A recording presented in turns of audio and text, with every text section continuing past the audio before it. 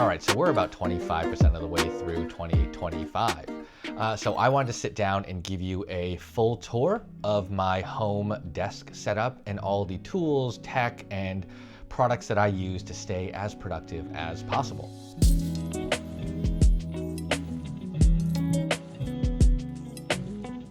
Welcome back to the channel. My name is Desmond, and it probably goes without saying that as a part-time content creator and someone who works full-time in tech, I spend a lot of time at my desk, and I try my best to optimize this for as much productivity as possible, whether it is editing videos or working on decks or working on content or just doing my job. This is where I spend most of my time. Let's start with some of the big items. First of all, it's this desk here. This is the Vernal standing desk. They sent this over, I don't know, a little while back, but having a automated standing desk has been pretty awesome. The standing desk is great. It's a walnut color. You've got 4 memory buttons here. I can lock things into place. I also have a drawer that I use now. It's mostly just full of stuff, but storage is great. And I've also got a desk shelf for assorted goods that we'll walk through individually. Now, the 2 other big items on my desk are probably amongst the most important things in my office because one, like I mentioned, I am a content creator. I'm staring at a screen, I'm editing videos, I'm looking at photos, I'm just doing a lot. And what I have are 2 Apple Studio displays. I personally really like these. I went with the standard coating versus the nano coating. I don't have a lot of glare in this office, and I just like the way that these look and the way they render color. They're crisp, they're beautifully designed, and having 2 of them is plenty of screen real estate for all of the different work that I'm doing. So I can browse and do research on one screen. I've got my full editing software open on the other, and combined, they just give me a lot of real estate to work with. And it also means that I can keep my laptop closed and docked and off to the side, not taking up any more desk real estate than it needs to. What you'll also notice is I have 2 screen lights. These are both from BenQ. They're called the Screen Bar Halos. Again, I just like them. I work in this office day and night, so depending on the lighting situation, just having illumination on the screen helps a strain on my eyes. And then also these little controllers here are wireless. They help me control, turn on, turn off, change the temperature, change the brightness, turn on the backlighting for the wall as well. And generally speaking, these things work great. I really like the setup, and these 2 little dials control each of those lights. So aside from the standing desk and these 2 beautiful monitors, the other most critical part of my productivity setup is my office chair. This is from a company called Hbada. They're the sponsors of this video, but they also make one of the most comfortable office chairs that I've had a chance to test. I've received several chairs from different companies. I've tested Herman Miller's. I've sat in plenty of chairs in high rises and skyscrapers and buildings and offices all over the world. And this has the most features and is amongst one of the most comfortable office chairs that I have had the chance to use. So let's talk about the chair itself. It is called the E3 Pro Ergonomic chair, and it has a footrest, which I will show you.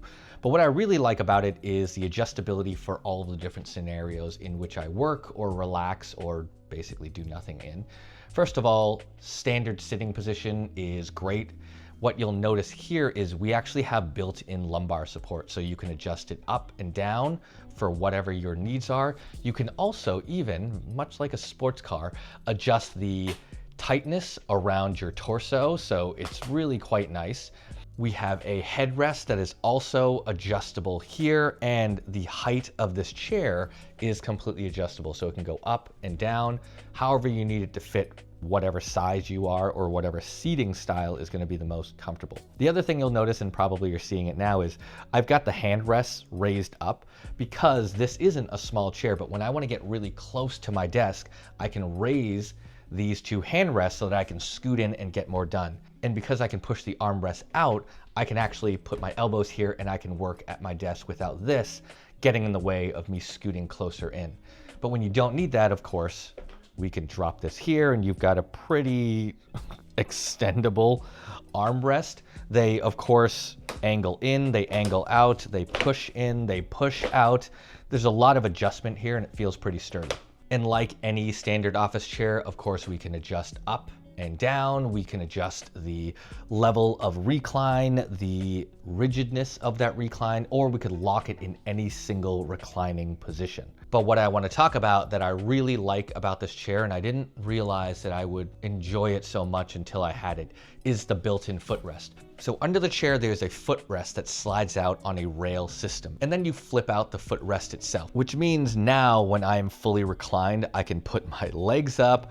What I really like doing is sometimes when I'm sitting in my office, I'll throw on the Apple Vision Pros and I will just recline in this seat right here. I'll put these armrests up so my hands are here and I can just start playing with my Apple Vision Pro. I personally like doing that a lot. It gives me a break from staring at the screen. It gives me a break from the seating position. But that's one of the things, again, I will say that's very different about this particular chair is the ability to do this. It is a pretty comfortable setup that I didn't know that I needed until I was sitting in my office like this, watching movies on my ceiling with the Apple Vision Pro. And of course, when you're not using it, you flip the footrest up and it slides all the way back under the chair, so you would never even know it was there. And the headrest is of course fully adjustable, and then the material of the chair is made from this high quality nylon like mesh, which is really nice and comfortable. Now, under my two studio displays, I've got a couple of figurines just to kind of spice up the space, but what I have here is my Apple Vision Pro. I bought these, I don't know, maybe about 6 months ago as an alternative to editing on large screens and just something to kind of change up my working environment. I actually really like using these. For the price tag, maybe not so much, but the technology, the way that these work have been fantastic. And again, when it comes to productivity, outside of watching movies on this, where it does become a very invaluable and helpful work tool is remote desktop. I can throw these on, connect it to my M4 Max MacBook Pro, and now I have a even larger screen or more screen real estate than what my two studio displays offer me. And I use that actually for editing videos. It is really nice to be able to expand a full timeline up there and still be able to work on my mouse and keyboard and make changes. It actually doesn't slow down my editing process at all. It may even speed it up a tiny bit just because everything is bigger. I can move through tiny cuts more efficiently. But sometimes when I'm sick of staring at that screen, I can toss this on. I can move somewhere else in my office, maybe sit in an armchair and then still edit and get work done. And yeah, the Apple Vision Pro, it's people love them or hate them. I personally love these and they're great for watching movies and even great for travel. And what I've got it resting on is just a little rubber mount that I got from Amazon. Now, the brain at the center of all this is my all-new M4 Max MacBook Pro. I recently upgraded from the M1 Max, and it's been a great upgrade for me because of just all the power that's packed in this laptop. Of course, it can easily connect and power to studio displays, but it's all the video editing, the photography, everything that I do from a multimedia perspective. It's how this handles it, how quickly it handles it, that really does improve just productivity across the board. And yes, maybe it's a 20%, 30% bump in export speeds, but if you extrapolate that over a year and how many videos I edit and pump out, and sometimes brand changes, feedback, the fact that I can export a video in 5 minutes makes it a lot easier to implement feedback from different brands or make edits for myself because it doesn't take too long to export the final product. So this is a fantastic device. You can watch one of my videos on this on why I moved from the M1 to the M4, but a lot of it really has to do with the improved power and performance. The other part is just AI, how I'll be leveraging AI, how I'll be leveraging 3D modeling. I'll talk about my 3D printer in a bit, but those are the reasons why I decided to go with an M4 Max MacBook Pro. So the MacBook stays docked in this nice little walnut laptop stand that I got off of Amazon. and that is all connected to my CalDigit hub. I went with one of these larger hubs. It's a pretty pricey piece of hardware, but I actually found it to be a lot more useful. I've had a lot of cheap, smaller ones in the past, and they're just not reliable. This thing is great because, of course, I've got an SD reader, micro SD, I've got a 3.5mm jack, I have tons of USB plugs all in the back. I've got USB-C, USB-A. This is just a great port, and I can connect both of my studio displays directly to it, plug in my MacBook Pro with a single USB-C cable or Thunderbolt, whatever you want to call it, and then it basically brings everything together. So one cable, one docking station. It's great, it's clean, cable management is awesome. I've actually found this thing very, very reliable. No flickers, no dropouts, no issues that I've experienced in the past with cheaper, smaller, less capable hubs or docks. Next, from a productivity standpoint, keyboard and mouse. I've actually been using this Newfie keyboard. I'll just give you a look right here. Got a bunch of RGB lights. It's a very clicky keyboard. That's actually really what I like about it. I think some people might find it obnoxious or annoying. I personally love a good clicky keyboard. Brings me back to the 90s, but you can customize the different keys, the different colors, the color scheme. There are options that are thinner or thicker. I just really like this particular keyboard. You can take a look here. You've got a nice metal backing plate on there. And you can see here on the back, we've got a nice, oh, you know what? I never even peeled that off. Nice and crispy. A nice mirrored finish, kind of metal plate here on the back. We've got some rubber feet just to give it a little bit of elevation. And maybe you can see here, this plastic paneling is translucent. So you can see the LED or RGB lights that light up the keyboard itself. I use this to connect to multiple devices. It's really easy to change, plugs in via USB-C. The only downside with this keyboard, especially because of these lights, unplugged battery life is pretty much garbage. Yeah, it's just not great. I have to keep it plugged in. Maybe Newfie will fix that, or maybe I'm doing something wrong. I don't think so. But battery life on this is terrible when it's not plugged in, and it's probably just because I keep these lights on constantly. So if you don't mind just keeping this thing plugged in, it's a great keyboard. I really love the way it sounds, and I feel like because of how noisy I am, I'm more productive. Maybe I'm typing faster, but I like this keyboard a lot. The other thing that I ordered with that Newfie keyboard was just a matching walnut wrist rest. And then onto the mouse. This thing is pretty beat up, but it's because it is my most used mouse. This is the Logitech MX Master 3. This is a great mouse. It is really nice to use, and for those of you that are content editors or you do a lot of video editing, this side scroll wheel is amazing for editing timelines. So I can just work here, use my thumb, I can scroll left and right through my timeline.